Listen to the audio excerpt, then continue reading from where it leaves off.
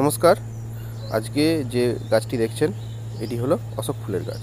এই যে দেখছেন ফুল ফুটে আছে, কিছু জায়গায় নতুন নতুন কচি পাতা বেরিয়েছে। পুরনো পাতাগুলো ধীরে ধীরে সব পড়ে যাবে এবং নতুন পাতা বেরিয়ে আসবে। এই যে দেখছেন এই রকমভাবে। তো এই ফুল খুবই সুন্দর, মনোমুগ্ধকর। এর রং দেখুন কত সুন্দর, থোকায় থোকায় ধরে আছে। এটি একটি ভেষজ উদ্ভিদ। আয়ুর্বেদিক ঔষধি রূপে এর বিভিন্ন অংশের ব্যবহার হয়ে থাকে। আপনারা যদি এর ব্যবহার করতে চান, একজন অভিজ্ঞ চিকিৎসকের পরামর্শ নিয়েই ব্যবহার করবেন অবশ্যই। তো এই দেখুন কত সুন্দর ধরেছে থোকায় থোকায়। ফিরিব বাতাস বে রামধনু খুঁজি, আলোর অশোক ফুল চুলে দেব গুজি।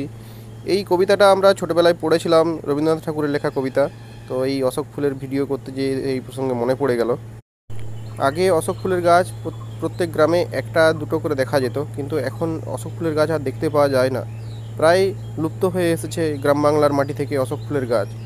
এই গাছ পুনরায় লাগিয়ে এই গাছকে সংরক্ষণ করা উচিত। আপনাদের যদি ভিডিওটি ভালো লেগে থাকে তাহলে লাইভ সাবস্ক্রাইব করার অনুরোধ রইল। ধন্যবাদ।